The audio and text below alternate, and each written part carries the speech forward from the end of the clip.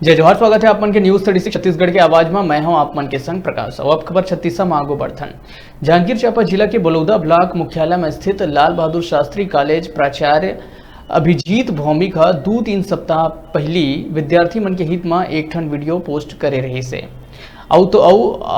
ये सब के एवज में प्राचार्य खूब वाहवाही भी लुटे रही से, लेकिन अब उखर कथनी और करनी में जमीन आसमान के अंतर देखे ला मिला थे।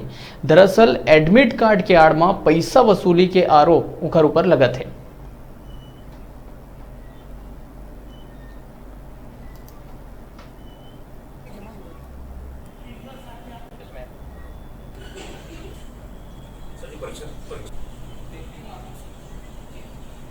उसके एक एक समस्याओं को मैं आपके वीडियो के माध्यम से मैं आप तक पहुंचा रहा हूं। सबसे पहले कुछ बच्चों ने व्हाट्सएप कर एडमिट कार्ड के संदर्भ में सवाल किया था कि सर एडमिट कार्ड होगा कि नहीं होगा।